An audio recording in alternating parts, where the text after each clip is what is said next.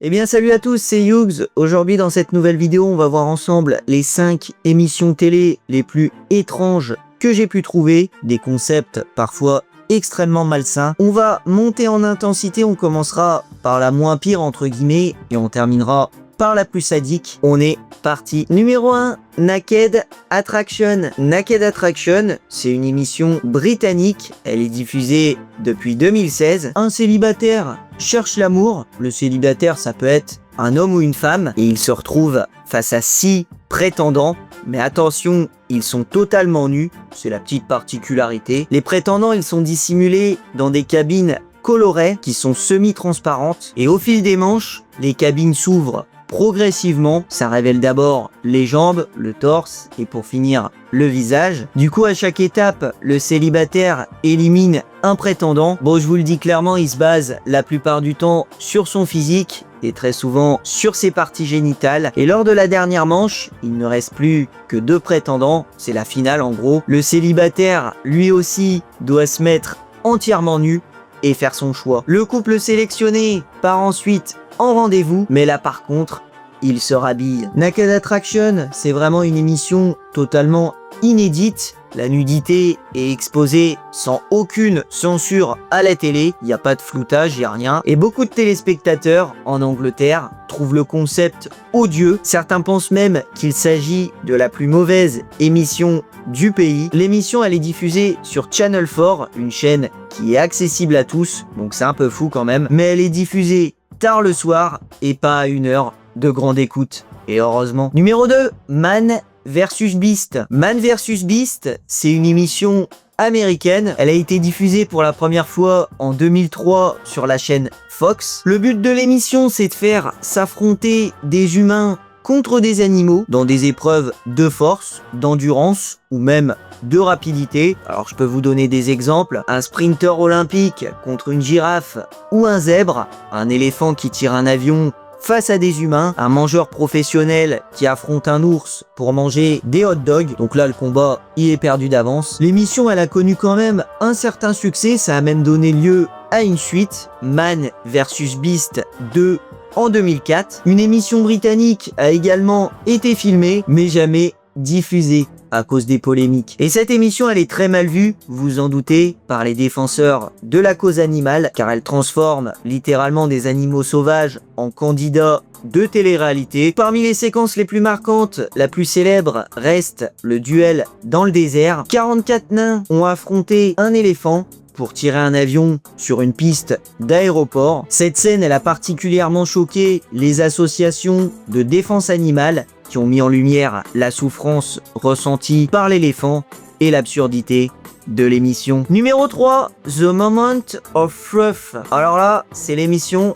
la plus atroce pour moi. Le moment de la vérité, c'est une émission américaine, elle a été adoptée dans de nombreux pays, notamment en Amérique du Sud et également au Portugal. Avant l'émission, les candidats passent un test au détecteur de mensonges. Il y a plus de 50 questions et le jour du tournage, 21 du coup de ces 50 questions leur seront reposées en direct, que ce soit devant leur famille ou leurs amis. Chaque réponse doit correspondre à celle validée à l'avance et en coulisses par le détecteur de mensonges. À chaque vérité, ils gagnent de l'argent, mais dès qu'une réponse est jugée comme un mensonge, le jeu s'arrête et ils perdent tout. Alors il y a quand même pas mal d'argent à se faire, hein, donc c'est aussi pour ça que certains participent à l'émission. Il y a quand même 500 000 $. Et une séquence de la version américaine a particulièrement marqué les esprits. Lowen Clewey, une candidate mariée, elle s'est retrouvée face à son mari et sa famille. Lors des questions, elle a avoué avoir trompé son mari, rien que ça. Elle a même reconnu qu'elle aurait préféré se marier avec son ex. Et finalement, la question finale était « Penses-tu être une bonne personne ?» Elle a répondu « Oui », mais le détecteur de mensonges a indiqué que c'était faux. Résultat, elle a perdu tout l'argent, elle a brisé son mariage en direct et elle a quitté le plateau humiliée. Et tout ça devant des millions de téléspectateurs. Oh. Numéro 4, alors là, je vous mets au défi de trouver un concept plus malsain. Vous pouvez chercher longtemps, je vous rassure, vous ne trouverez pas. Would Your Daddy, c'est une émission de télé-réalité américaine. Elle a été diffusée en 2005 sur la chaîne Fox aux États-Unis. Vous n'êtes pas prêts. Dans le seul épisode diffusé, une femme adoptée à l'âge de 6 semaines doit retrouver son père biologique qu'elle n'a jamais connu. 8 hommes lui sont présentés, un seul sur les 8 est son vrai père, les 7 autres sont des imposteurs. Ils sont venus dans le but de brouiller les pistes. Si elle parvient à identifier son vrai père à la fin de l'émission elle dure à peu près 1h30 à la diffusion, elle gagne 100 000 $, sinon l'imposteur qu'elle a désigné repart avec l'argent. Cette émission, elle a clairement suscité l'indignation. Un seul épisode a été diffusé en clair, les autres ont été déprogrammés pour être diffusés sur une chaîne privée. Peu de gens ont donc pu les voir. Boujour Daddy, elle est souvent citée comme une des pires émissions de l'histoire américaine, et même après sa déprogrammation, elle a continué de faire parler. Elle a notamment déclenché des polémiques sur la responsabilité des médias et le respect de la vie privée. Et numéro 5, la dernière, la plus sadique de toutes, Zagaman. Zagaman, ça peut se traduire par l'endurance en français. C'est une émission japonaise des années 80. Elle mettait en scène des étudiants qui devaient subir une série d'épreuves humiliantes. Par exemple, s'allonger sur de la glace, rester immobile face à des serpents ou même être humilié en public. Certaines épreuves étaient mises en scène pour accentuer la peur, comme par exemple ramper dans un tunnel au-dessus de lions. Mais bon, il n'y avait pas de réel danger puisque ce n'étaient pas des lions, c'était des faux lions, mais il n'y avait que le public qui le savait. L'objectif était simple, celui qui résistait le plus longtemps à la pression ou à la peur remportait l'épreuve. Cette émission, elle n'a pas eu beaucoup de succès au Japon, mais elle a été présentée massivement au Royaume-Uni. Ces séquences, elles ont choqué les Européens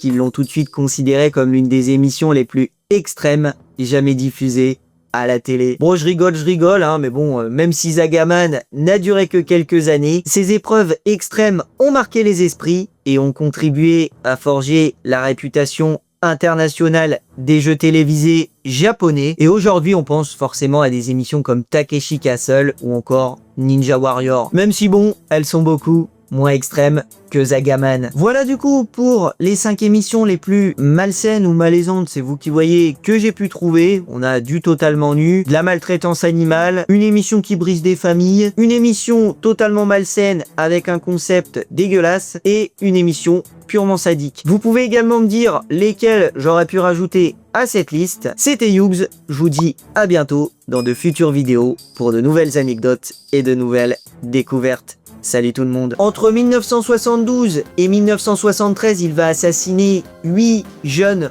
autostoppeuses. Il va terminer sa série de meurtres en tuant sa mère et même sa meilleure amie.